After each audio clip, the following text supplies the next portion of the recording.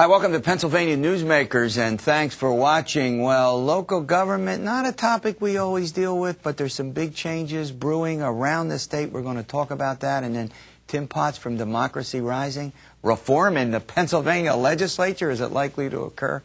All that and more following these words. This is Pennsylvania Newsmakers, a fast-paced, unrehearsed weekly discussion with and about the leaders who shape your world.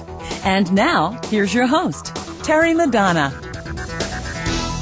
Hi, welcome back to the program. All right, I want to set the stage for this. Next week, you're not going to believe this, but it's true. Senator Arlen Specter hosts Pennsylvania Newsmakers, and then on an up-and-coming show, guess who? Governor Edward G. Rendell. Now, the governor has hosted the program before, a Republican, a Democrat. It doesn't get any better than that. I hope you enjoy the programs. I don't know what I'm going to be doing, but they've told me I'm not allowed to be near the studio when they come in to do the programs. But seriously, I think they'll be great programs, and I don't know what they're going to do, but it'll be enjoyable and I'm sure informative. So I hope you join us. All right, local government reform, it's not a topic we do an awful lot with on the program, but I tell you, local government matters in our state. It's where the action is. It's where you pay your taxes, where you get your services. In Lancaster County, Pennsylvania, there's a charter proposal that would change the form of government for the county of Lancaster. Joining me are two study commissioners who were part of the process to develop the charter. Sam Mecum, a lawyer, he's the commissioner. Chairman of the Home Rule Study Commission, no? No, I'm the parliamentarian. Oh, the parliamentarian. I didn't get that right. And Heidi Wheaton, she's a member of the Study Commission. Welcome both. Now, before we go on, a late cancellation from an opponent. Both of these folks are we're willing to give again the opponents of this sometime later on at subsequent Newsmakers if they want on. Come on down, as they say. We're more than welcome. All right. Both of you, let's talk a little bit about, sort of generically, why is this subject of changing forms of government, Sam, why does it matter? County government has gotten very big. In fact, the annual budget of Lancaster County is close to $300 million. Mm-hmm. The structure, which has been in place literally since at least 1874, if not 1729, has it that three people run the whole show. That is 3 county commissioners, which we have in place in something like 60 of the 67 Pennsylvania counties. Why does it matter? County government, among other things, raises your taxes from year to year, or at least they have in Lancaster County 4 years in a row.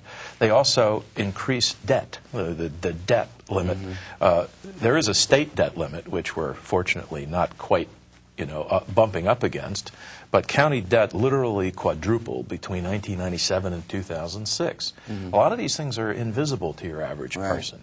It matters to us. When I say us, the government study commissioners who've been working on this for 2 years. We're policy wonks, though. And I could go on and on about why it matters, but it has to do with practical government. All right, Heidi, so you've got a problem with the structure. Talk a little bit about the structure and what you think is good and bad about the way most county governments are structured, not just Lancaster County in Pennsylvania. Well, the way I see it, and I've seen it as a supervisor in Southfield Township, people want more accountability from their county government.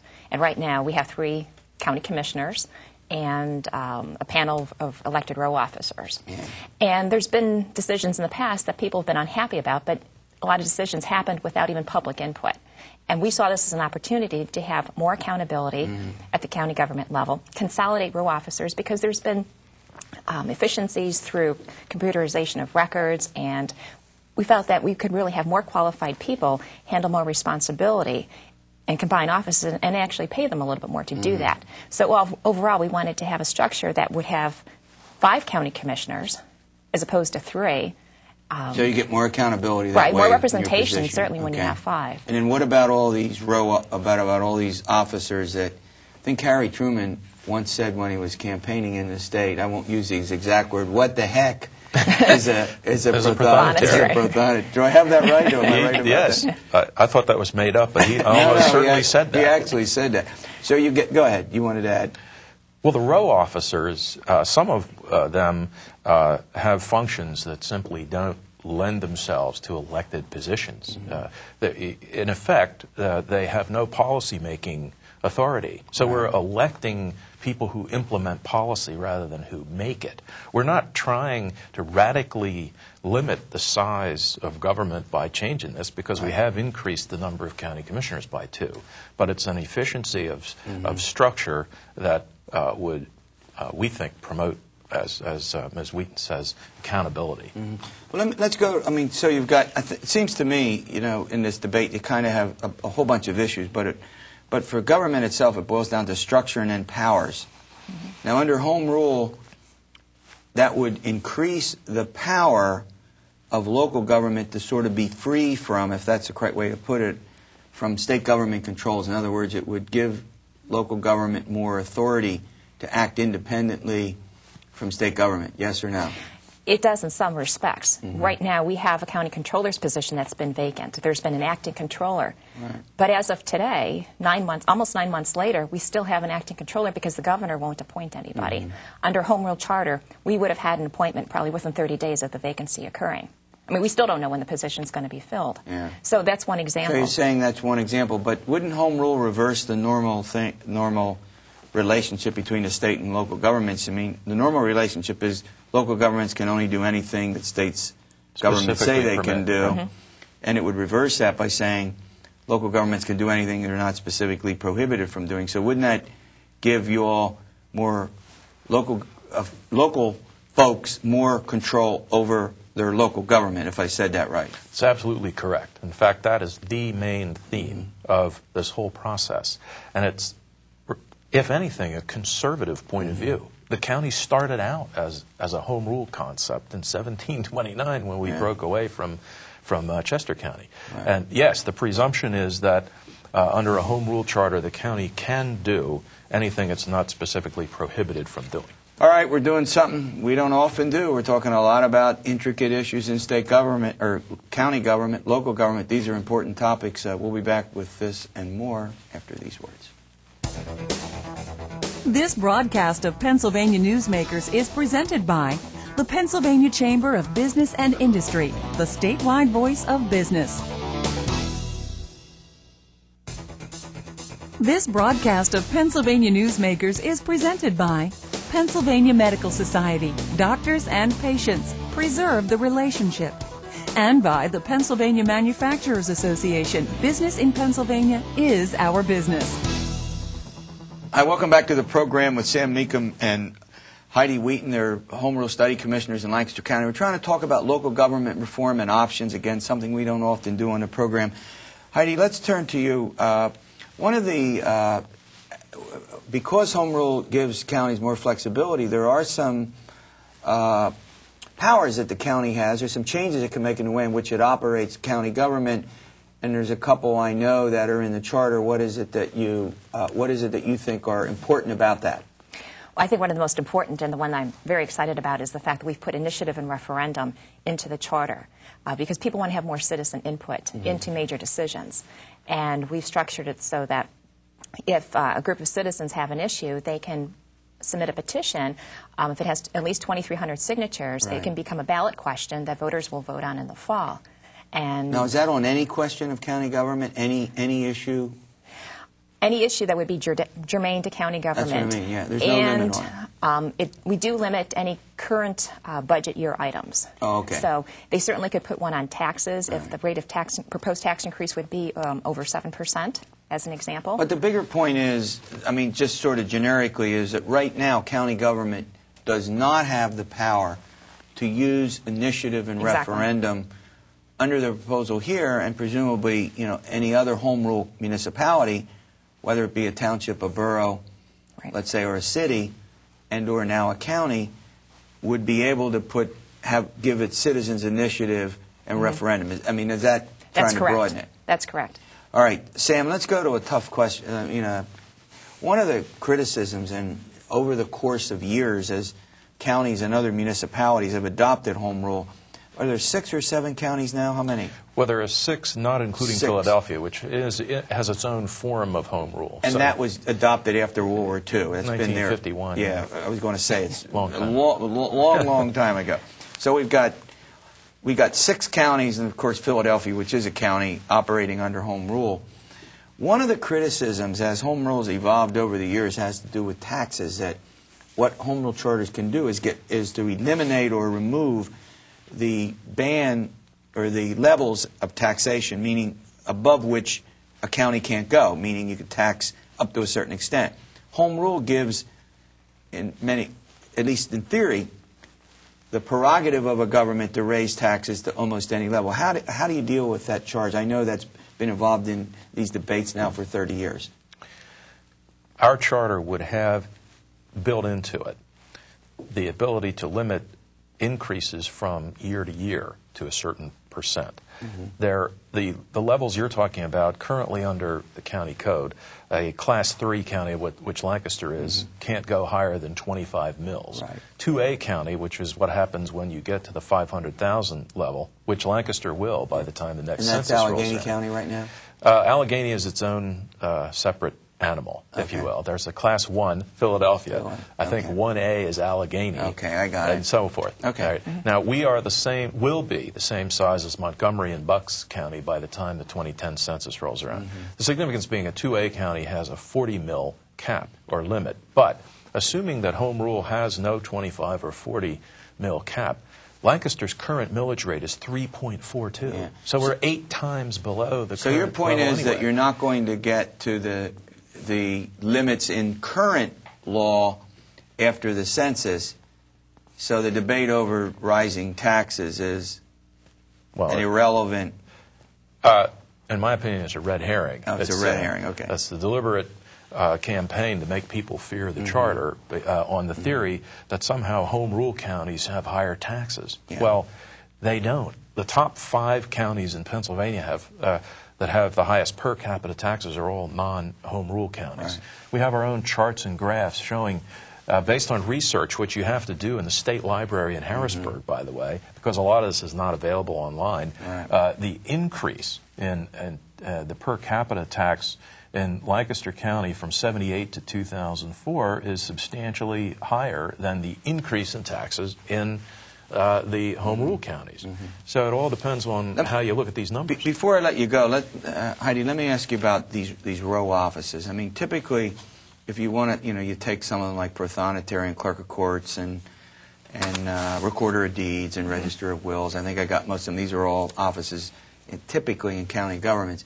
They all become sort of political fiefdoms, meaning that the dominant party elects someone and they like the jobs, and they're very, very tough to get rid of, even though they don't have any policy-making functions per se.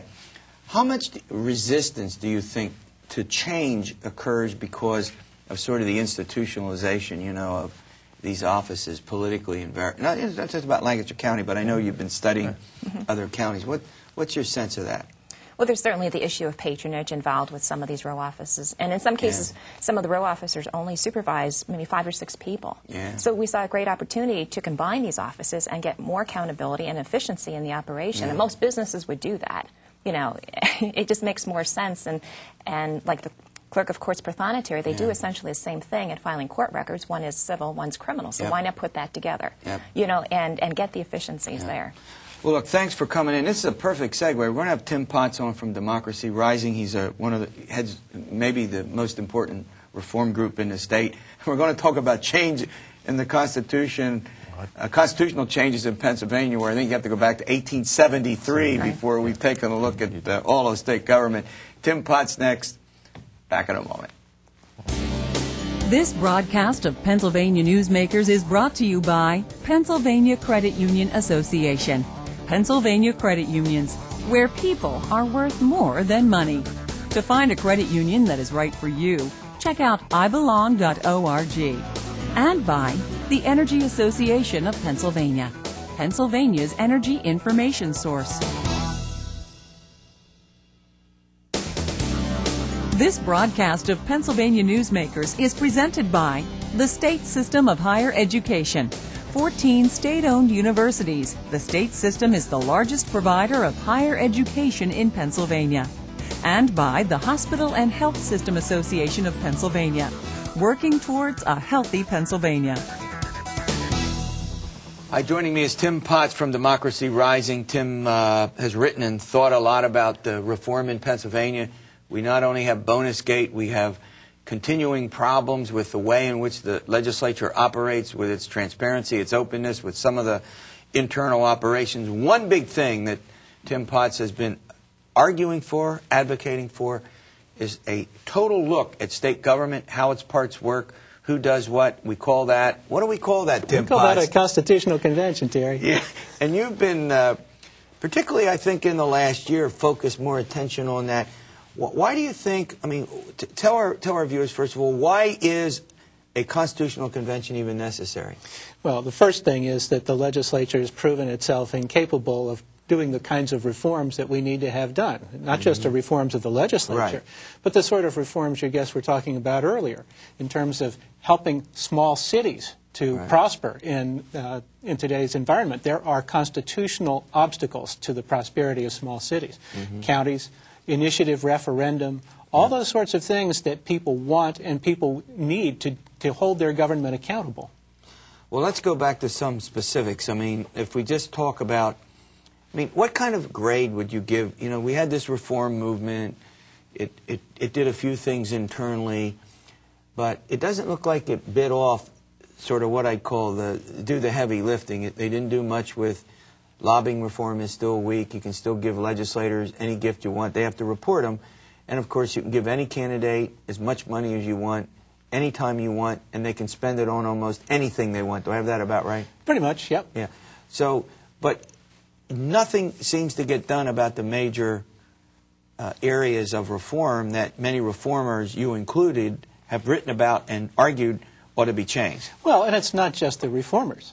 You know, 67% of Pennsylvania citizens want to prohibit lobbyists from giving gifts to public officials and entertainment and meals and all the rest of that. 82% of Pennsylvanians want to prohibit lame duck session. You know, that period after Election Day when all this mischief tends to take place. And you got to ask yourself, what kind of politicians are there when they see majorities of 76% who want a special session, 67% for lobbying limitations, 82% on lame? How can you not respond to people? It's an indication of how broken the system is. If one of the things, let's return to the Constitution. I'm pointing out some of the reasons why there's a need for a convention is that there still are a variety of things done. We talked about the legislative role activities, but there are other sort of big changes that a constitutional convention could consider. But you know what? You can have a constitutional convention, if it isn't structured right, that's filled with people who don't really want change. Well, and filled with people who don't actually represent the citizens of Pennsylvania. We did a study on that a couple of weeks ago in our newsletter, DR News, and we were surprised to find out that in the 1967 convention, very few women, only 11 out of 163 delegates were women. Only 5 out of 163 were African American. And it's a testament to how far we've come in society that it's hard to conceive of a constitutional convention that's so disproportionately representing the citizens of the state. But it's not impossible unless we fix the mechanism that we use for getting delegates. We're going to go to a break, and then before we can chat in the final segment about some things. But the bigger point, I think, is that if you get a constitutional convention and it's filled with people who basically want to maintain the status quo, forget the diversity aspect, you end up with very little change or change that, in effect, could be worse. Right. Is that possible? Oh, sure. It's always possible. So how you get the convention, how it's structured and all that's pretty important. Oh, absolutely important. You bet. All right, we're talking with Tim Potts. We're going to continue our discussion, Reform MP. I'm going to ask him what he thinks about all of the stuff in the legislature with bonus gate and all of that. I know he has a view about that. See you in a moment. This broadcast of Pennsylvania Newsmakers is presented by Highmark Blue Shield, changing the way health plans work for business with a variety of plan options for employers and more choices for employees. Information is available at highmark.com. Have a greater hand in your company's health. And by the Pennsylvania Healthcare Association, the future of long-term care.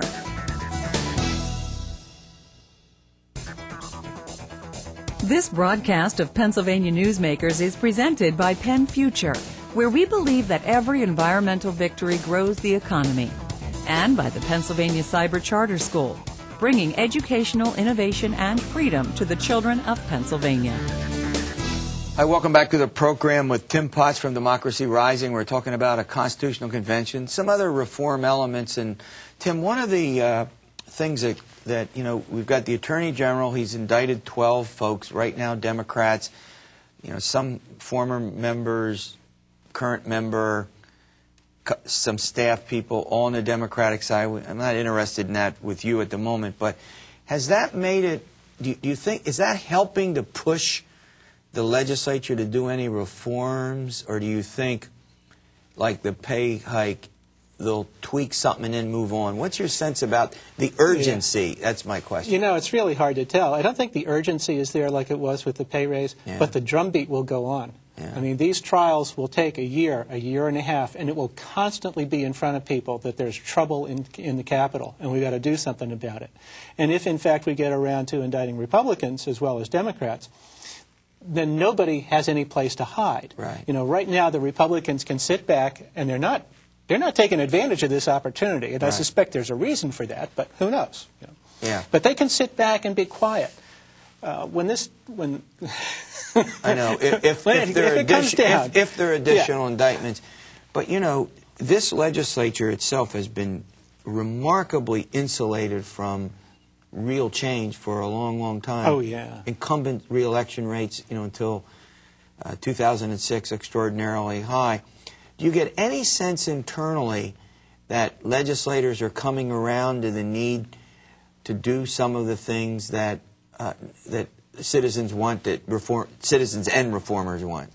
Yeah, I do.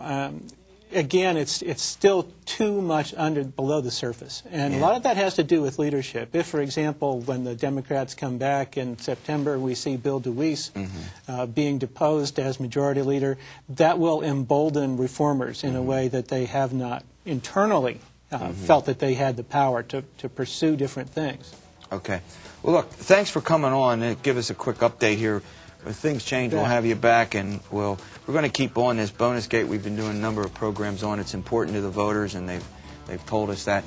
All right, we'll see you next week for another edition of Pennsylvania Newsmakers, and as always, stay well. And